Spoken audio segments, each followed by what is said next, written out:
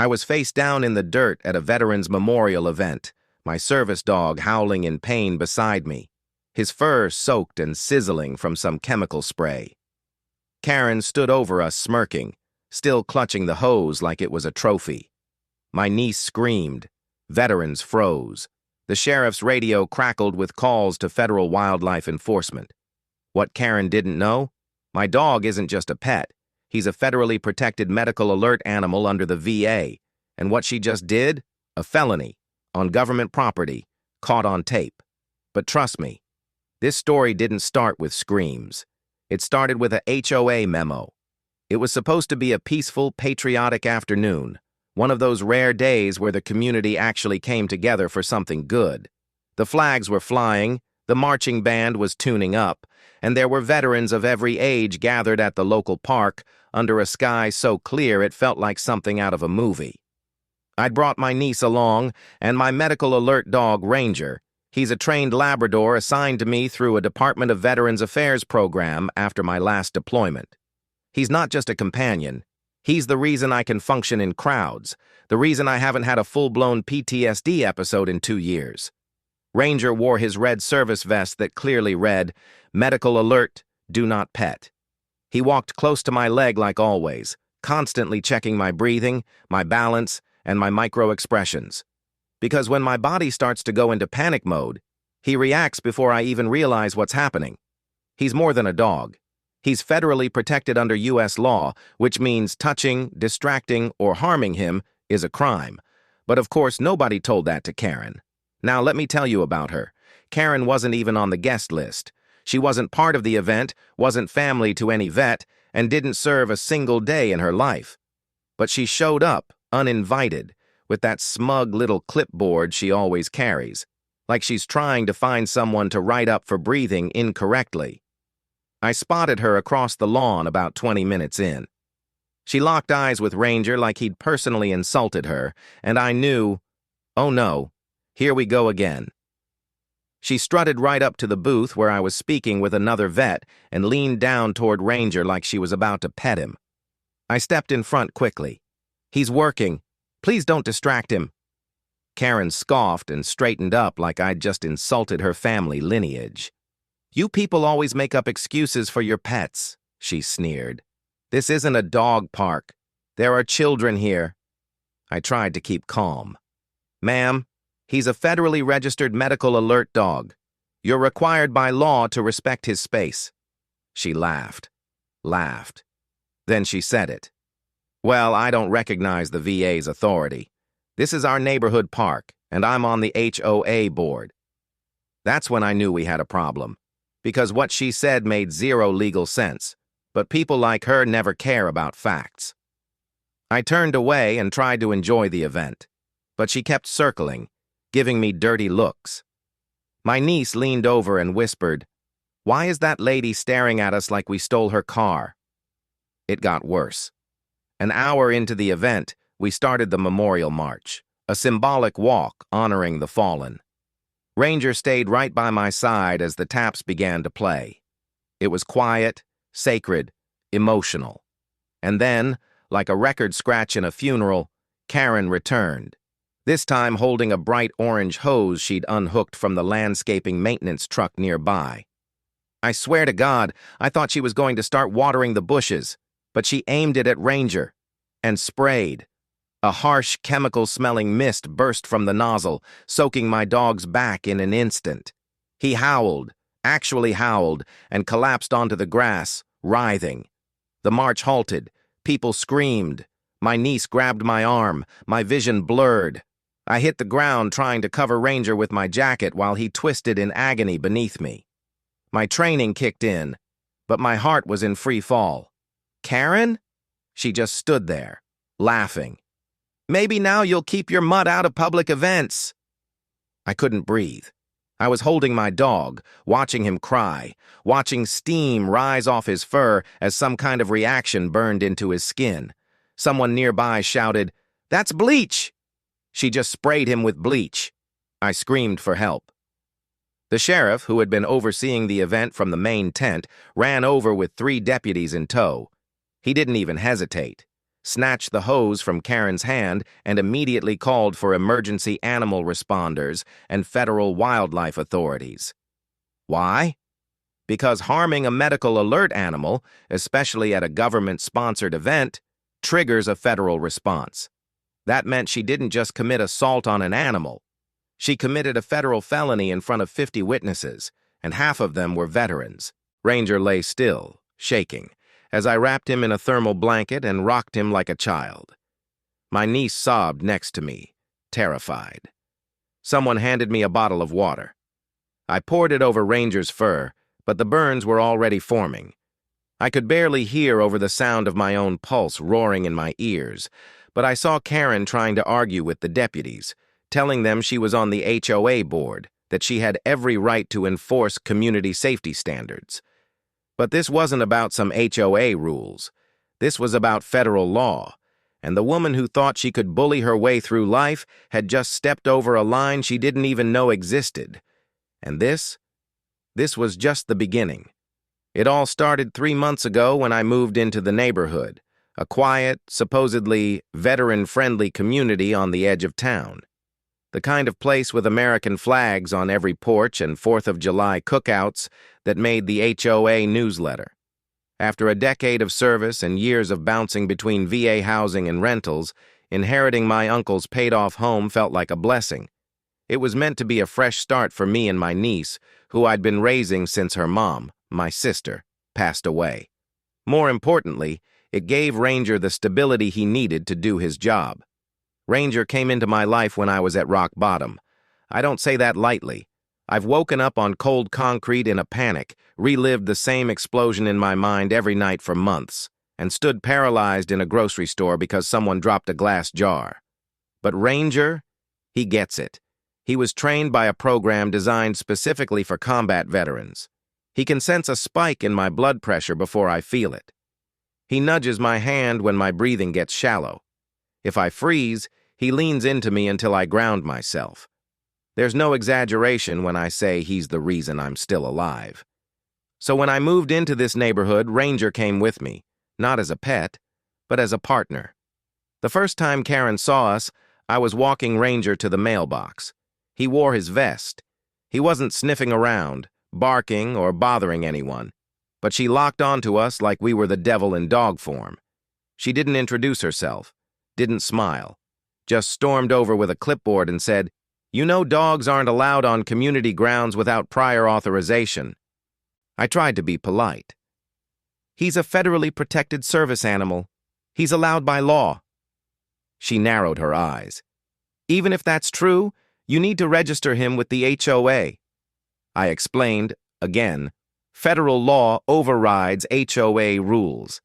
That I wasn't obligated to register a medical alert animal. That he was literally my medical equipment. She didn't care. She waved her clipboard like it was a badge.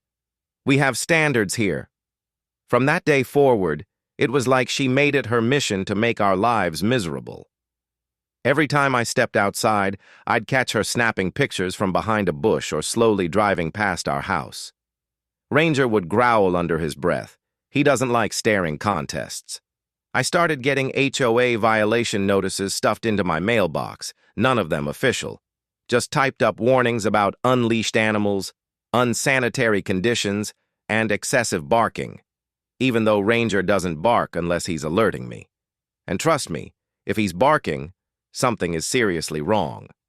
I tried talking to the HOA president. He seemed decent at first, even said, "Thank you for your service." But when I brought up Karen, he winced like I'd just said Voldemort's name. "She's persistent," he said.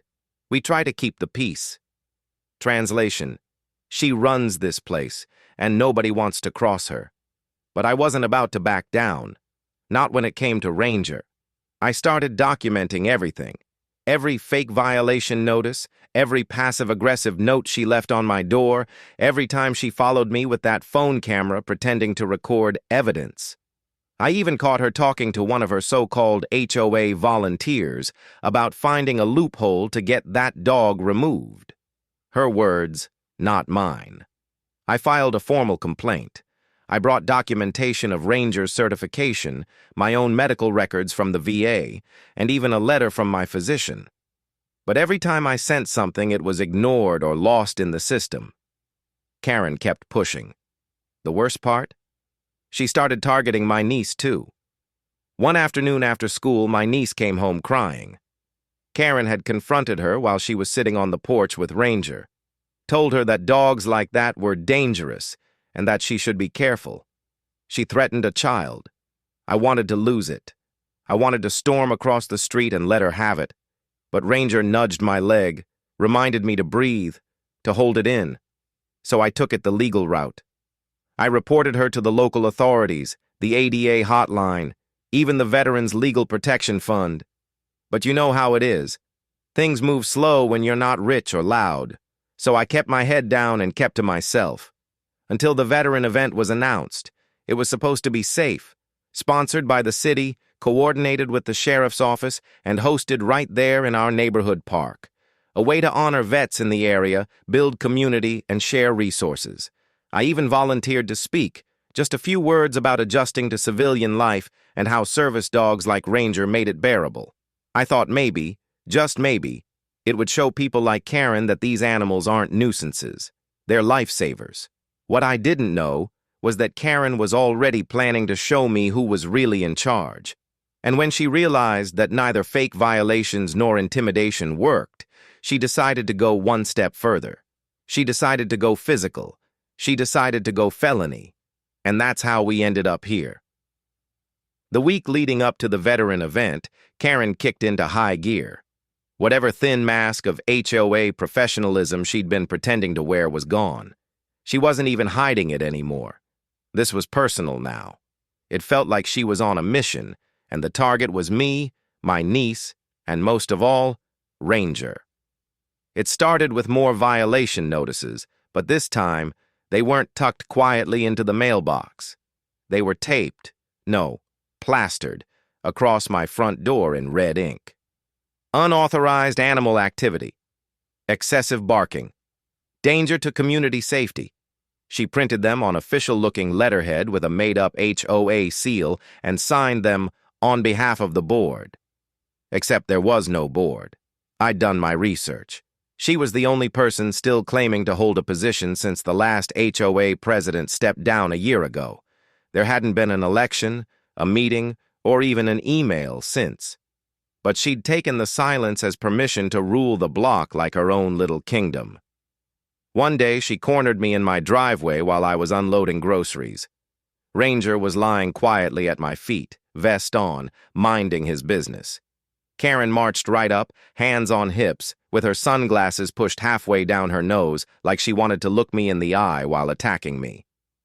"That animal isn't allowed at the event," she snapped. "City policy says pets must be registered." "He's not a pet," I replied, trying to stay calm. "He's federally registered through the Department of Veterans Affairs. You have no authority to say otherwise." She scoffed. "I've talked to people. They told me you're just using that vest to get around the rules." I clenched my fists. "People? Or just the voices in your own head?" That's when she dropped the mask completely. "I don't care who you think you are. This neighborhood has standards, and you and that mutt don't belong here." I didn't even answer. I walked away before I said something I'd regret. But from that moment on, I knew she wasn't just annoying. She was dangerous. She started spreading rumors, whispering to neighbors during her morning power walks. I'd see her lean into conversations with that fake, tight-lipped smile, pointing toward my house like she was sharing some dark neighborhood secret. One of the older guys on the street, a Vietnam vet named Howard, pulled me aside one day and warned me. "She's telling folks your dog bit someone," he said, shaking his head. "That he's unpredictable and aggressive. Said he chased a kid." My blood ran cold. That's a lie. Ranger's never so much as growled at a child. "I know," Howard said. "But you better be careful. She's trying to paint a picture before the event." It wasn't just talk. I got a knock on the door from Animal Control 2 days later. Some poor guy named Greg, looking confused as hell, holding a clipboard with a formal complaint. "It says your dog attacked a minor," he said slowly, scanning the page. But the dates are inconsistent and there's no victim listed. I showed him Ranger's VA documentation, the surveillance footage from my porch camera, and 3 years of clean behavioral reports. Greg sighed and apologized. Honestly, this looks like harassment. It was harassment. She wanted Ranger gone, and if she couldn't do it through HOA technicalities, she'd try legal complaints, intimidation, lies, anything. She even posted on the community bulletin board that the event wasn't dog-friendly and that service animals must remain in designated areas or be removed. That part nearly pushed me over the edge. The event was being held to honor veterans like me, and service dogs like Ranger weren't just allowed, they were encouraged. I reached out to the sheriff's office and sent them everything I had. Emails, photos of the notices, footage of Karen yelling at my niece. They took it seriously, more seriously than I expected. "We'll have an officer on site during the event," the deputy assured me. "And if she tries anything, we'll handle it." But Karen didn't care. She was convinced she owned this neighborhood and that the event happening in her jurisdiction gave her the right to do whatever she pleased, even if it meant bending the law or flat out breaking it. The night before the event, she stood at the edge of my driveway again. No clipboard this time, just a garden hose in her hand and that twisted smile on her face. "Enjoy the event," she said. "I hope your little performance goes well." I didn't say a word. I just stared her down while Ranger stood alert beside me. She had no idea what was about to come. The morning of the veteran event started calm. Too calm. The kind of stillness you feel in the air before a storm hits. I arrived early with Ranger. He wore his VA-issued vest proudly, and I wore my dress blues. Not because I wanted attention, but because I wanted to honor the friends I'd lost. The event was organized by the city to recognize local veterans, and for the first time in years, I felt like I was standing among people who actually got it. People who understood sacrifice, duty, service. The local park had been transformed, flags waving in the breeze, rows of folding chairs, a makeshift stage set up near the gazebo, and booths offering information on support for veterans and their families. Kids were running around, old-timers swapping stories. Ranger was right there with me, calm as ever, always scanning the crowd like he was still on patrol. My niece stayed close, helping at the table we were assigned to. Everything was going smoothly, until it wasn't.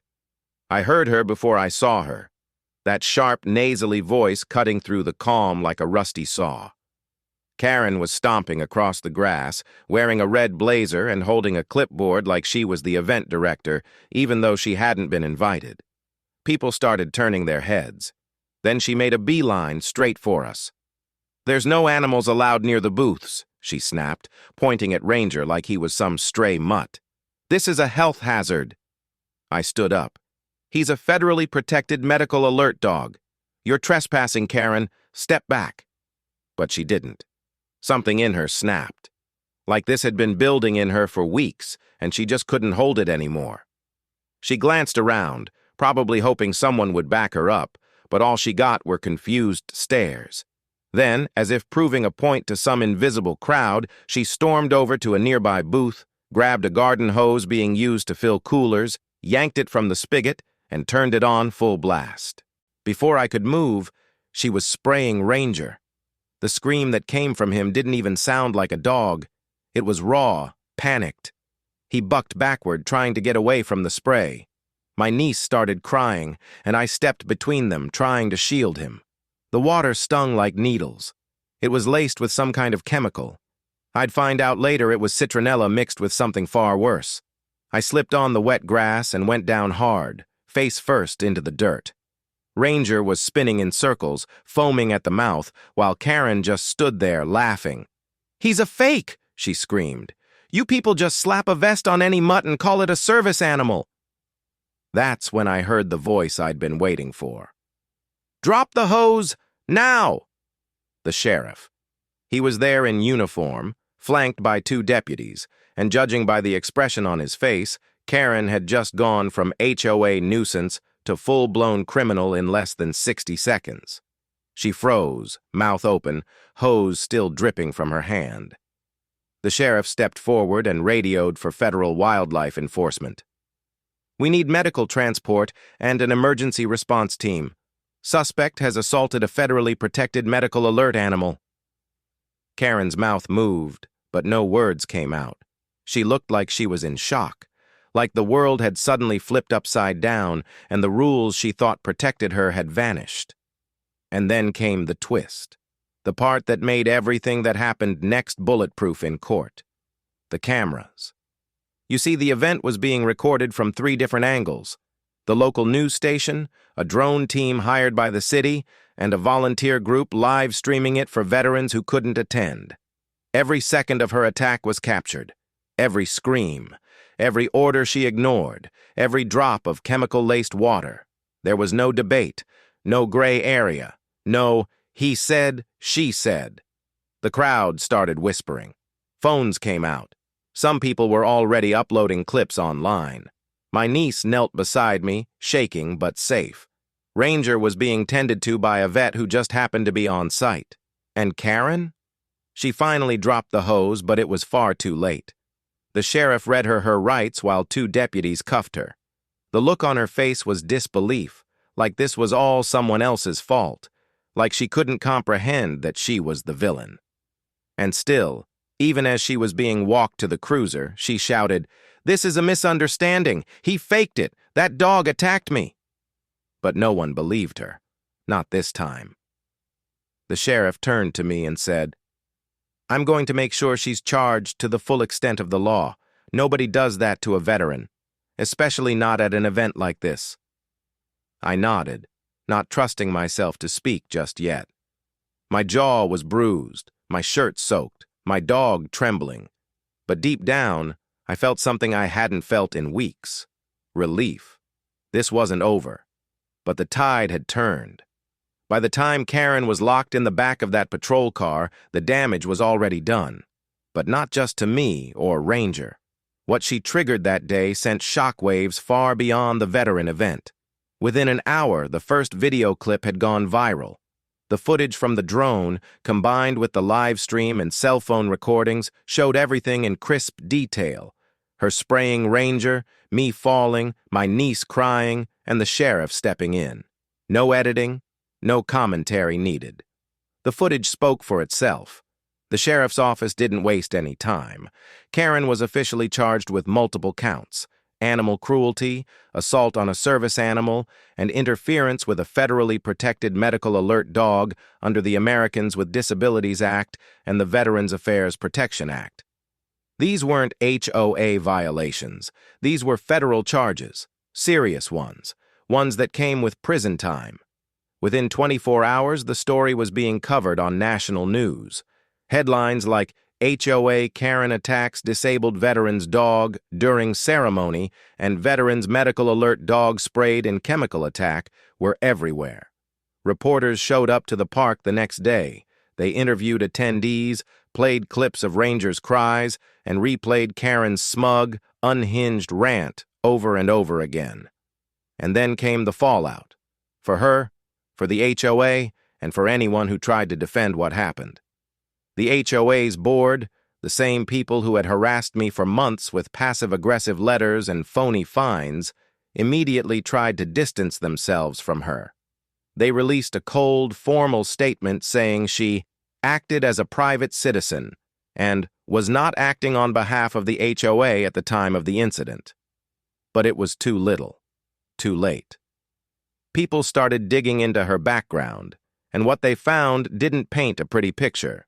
Years of harassment complaints, multiple citations for overstepping HOA boundaries, and even a lawsuit from a former neighbor over trespassing. Turns out, Karen wasn't just a rogue member, she had been the self-appointed compliance chair, a position she made up for herself and bullied the rest of the board into recognizing. And when the public learned that she had been operating unchecked for so long, the entire HOA found itself under investigation. Emails leaked. messages between board members that showed they were fully aware of her behavior. Some of them had even joked about how Karen keeps the riffraff out, and at least she's not afraid to get her hands dirty. That kind of language doesn't go over well when it ends with a disabled veteran's dog getting chemically burned in front of children. Within a week, 3 board members resigned. 2 others were placed under investigation by the state HOA regulatory board. Karen's own family, from what I heard, refused to pay her bail. Her husband filed for legal separation. Her employer, who had proudly posted a "Support the Troops" banner on their company page, terminated her publicly, citing gross misconduct and violation of core values. But that wasn't even the biggest impact. Veteran organizations from around the country started reaching out. They reposted the footage. They launched campaigns to raise awareness about service animals, how they're trained, what legal protections they have, and how common it's becoming for people to question or endanger them in public spaces. Donations poured in for medical costs, even though the Department of Veterans Affairs had already stepped up to cover Ranger's treatment. One charity even sent a care package for my niece, along with a letter of thanks signed by over 100 veterans. What moved me most, though, was the local community's response. People I barely knew came by to offer support. The neighborhood that once felt cold and rule-obsessed started to change. Parents invited my niece for playdates. A nearby church offered to host a fundraiser. Local kids made handmade thank you cards for Ranger, calling him a hero dog. And that once silent park? It was renamed. Not after me. Not even after the event, but after every vet who served. A new sign was installed, Valor Grove, in honor of our nation's protectors. I couldn't have predicted that one act of cruelty would spark such a wave of justice and solidarity. But maybe that's the irony of it. Karen thought she could get away with something outrageous in broad daylight, because for years, people like her had. She thought her HOA clipboard gave her power. But what she didn't understand was that the real power came from truth, community, and the law she thought didn't apply to her. Ranger recovered, scarred but strong. He never stopped doing his job, never flinched again at a crowd or a camera. And as for me, I started speaking publicly, not just about the attack, but about what it meant to serve, and how important it is to protect those who carry invisible wounds. I didn't ask for this spotlight. But if this is what it takes to protect other veterans and their service animals from the Karens of the world, then I'll keep going. Justice didn't just happen in a courtroom. It happened on every screen, in every headline, and in the eyes of the people who stood up, not just for me, but for what was right. If this story made you angry, shocked, or even just made you think, don't scroll away. Subscribe to the HOA Stories for more real, dramatic tales where everyday people stand up against the madness of power-hungry HOA bullies. Your support helps shine a light on injustice and gives a voice to those who've been silenced for too long. Hit that subscribe button and turn on notifications, because trust me, you won't want to miss what's coming next.